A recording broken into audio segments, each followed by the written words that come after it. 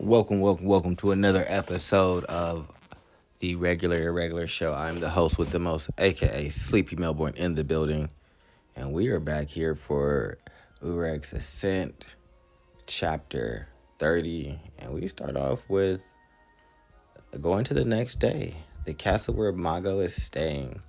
And so we have a conversation between Mago and Leo, where we see the Coon family members spying on Lady Mago and Leo's conversation.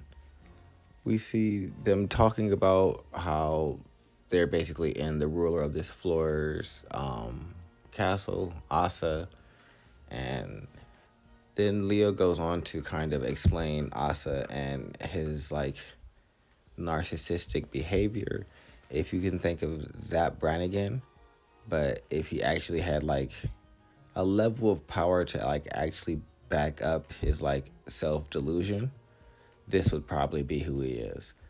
But regardless, they go into his backstory about how he actually found this island on a different floor where people would make a pilgrimage to the castle. They would pray to an unknown god, and then they would just make their make their pilgrimage back home. Excuse me. But for some reason, he decided that if he took the island that they were making their pilgrimage to his floor, that it would have the same effect. But I don't really think that's how that works. But regardless, he stole their sacred place, and that's wild. But this is what rankers do, just crazy stuff. Because it seems like the people inside the tower are their own inhabitants that have their own lives and things like that. And so, just because you have this extraordinary power doesn't mean you should, you know, take things from people. But he decided it was going to be the final testing place, and that he was going to be in the highest room inside of the castle, and that it should be the most ornate room of all of them. So that way, when the regulars came up to him and finally reached that level, he could proudly declare how they had passed, sitting upon high, shining as if he were a god, and kind of just trying to emblaze a memory onto them to make himself feel self-important so that they would always remember. So he sets Leo on the task of basically preparing the castle for that, which leads us to Leo finding Mago. Leo tells our good boy Asa about the flower, and he becomes immediately in love with the flower, telling Leo that he could go, which then leads to the next day where they have a test. And that test leads to Leo meeting Neo and them kind of recognizing that they both look exactly like each other. And this is kind of where we get to the crux of what Leo is after. Leo kind of observes Neo and pulls him aside twice to kind of have a couple of different conversations with him, ultimately understanding that he's done these tests before and he's gotten to this tower and made it to a flower, and when he got to that flower, he lost his life. But right now, he's getting to see the person that he wished to be in the future, which is a test administrator and all this, that, and the third.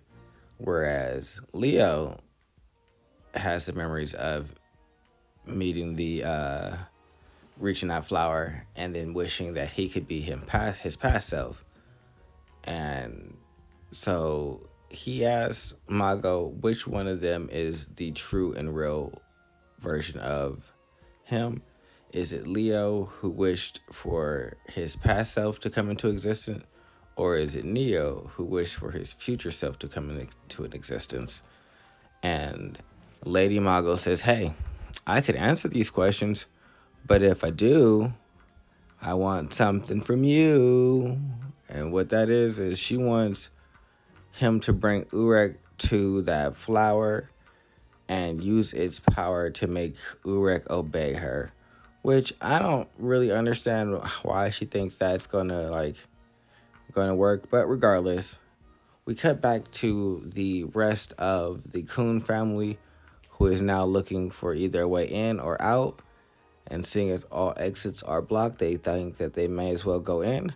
Until Asa immediately pops up behind our girl and is like, I found you, sneaky rat. He's creepy. He goes on the assault. She seems to have been able to evade it, which shows that she has a little bit of skill because he was right behind her. And so for her to be able to evade the attack at that close of range definitely speaks to her ability. But then he says, I'll start hunting the sneaky rat. And that is the end of the chapter. So we probably will have a conflict between the Kun family and Asa, which I think will shake things up because they are an unexpected entity. Or they'll get captured and Urek will have to like kind of free them, and that'll build up the relationship between Urek and some of the Kun family members. But those are my thoughts. Make sure you guys like, subscribe, and comment below. All right, I'm out of here. Goodbye.